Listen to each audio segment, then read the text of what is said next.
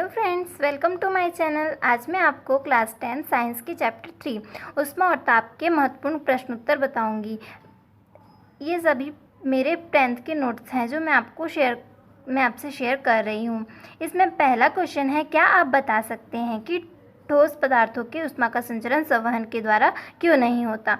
इसका आंसर मैं आपको बहुत सिंपली डिफाइन कर रही हूँ। देखिए, द्रव और गैस के अणु दूर दूर होते हैं। जो द्रव और गैस के अणु होते हैं ना, वो दूर दूर होते हैं, जिसके कारण जब इनको गर्म करते हैं तब उनके अणुओं के बीच संवहन होता है। वहीं जो ठोस होते हैं उनके अणु बहुत ही पास पास होते हैं। इस कारण जब ठोस को गर्म किया जाता है तो ऊष्मा का संचरण संवहन के द्वारा नहीं होता है। जब दो वस्तुओं को जिसका तापमान एक दूसरे से अलग होता है को संपर्क में लाया जाता है तब उन दोनों का तापमान समान क्यों हो जाता है। यहाँ हमको क्वेश्चन पूछा है कि जब दो वस्तुएं हैं, ठीक है, जिनका तापमान एक दूसरे से अलग होता है, लेकिन जब उनको संपर्क में लाया जाता है तो उनका तापमान समान क्यों हो जाता है।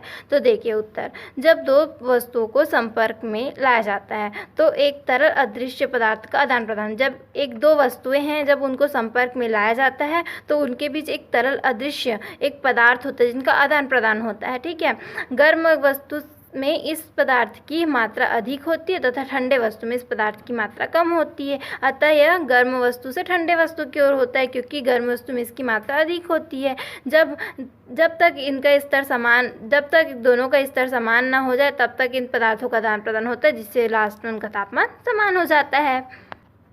चौथा क्वेश्चन है, गुप्त ऊष्मा किसे कहते हैं। उत्तर, भौतिक अवस्था में परिवर्तन के लिए उपयोग में ली गई ऊष्मा को गुप्त ऊष्मा कहते हैं। हमारे जो भौतिक अवस्था होती है उसमें परिवर्तन के लिए जो उपयोग में ऊष्मा ली जाती है उसे गुप्त ऊष्मा कहते हैं। पांचवा क्वेश्चन है, गैस से भरा गुब्बारा आग के पास ले लाने से फूट क्यों जाता है। यहाँ क्वेश्चन पूछे कि जब गैस से भरे जो गुब्बारा होता है उसको आग के पास ले जाते हैं तो वो फूट क्यों जाता है। तो गैस से भरे गुब्बारे को आग के पास ले जाने पर वो फूट जाता है, क्योंकि आग का तापमान अधिक होता है, जिससे गुब्बारे के आयतन में अधिक प्रसार होता है। हमारा नेक्स्ट क्वेश्चन है, ऊष्मा के प्रभाव के हमारे दैनिक जीवन में जुड़े उदाहरण लिखना है हमको। इसमें हमारा 5 पॉइंट है। पहला पॉइंट है, गर्मी के दिनों में हम सफ़ेद या हल्के रंग के कपड़े पहनते हैं जिससे उनके द्वारा ऊष्मा का अवशोषण कम होता है, जो ऊष्मा को जल्दी अवशोषित नहीं करते, जिसके कारण क्या होता है, हमें गर्मी कम लगती है। सेकंड टॉपिक है, ठंड के दिनों में हम काले या गहरे रंग के कपड़े पहनते हैं, क्योंकि ऊष्मा के अच्छे अवशोषक होते हैं। जो काले और गहरे रंग के कपड़े होते हैं वो ऊष्मा के अच्छे अवशोषक होते हैं, इसलिए हमें ठंड कम लगती है।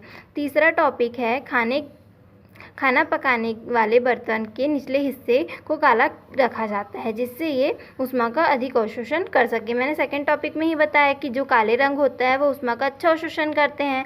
इसमें भी थर्ड में भी वही है, जो खाना पकाने वाला बर्तन होता है उसका जो निचला हिस्सा है उसे काला रखा जाता है, जिससे ये ऊष्मा का अवशोषण जिससे ऊष्मा का अवशोषण अधिक कर सके और खाना जल्दी पके।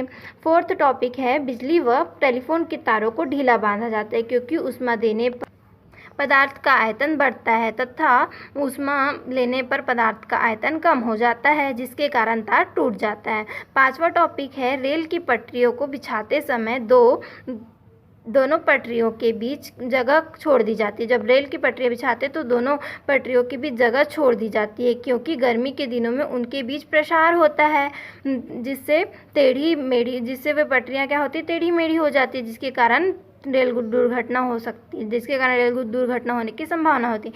ये 5 टॉपिक हमारे जीवन से जो ऊष्मा से के जो प्रभाव हैं उनसे जुड़े थे, जो आप अपने शब्दों में भी लिख सकते हैं। समझिए और अपने शब्दों में इन टॉपिकों को लिखिए। इस प्रकार ये चैप्टर यहीं समाप्त होता है। यदि आपको कोई भी डाउट है तो आप कमेंट बॉक्स में कमेंट करके मुझे ज़रूर पूछिए, और इस चैप्टर के जो भी न्यूमेरिकल्स हैं उसके लिए मैं एक अलग से वीडियो बनाऊंगी, इसलिए आप मेरे वीडियो को देखते रहिए और मेरे चैनल को सब्सक्राइब, लाइक और शेयर करना ना भूलिए। Thank you friends.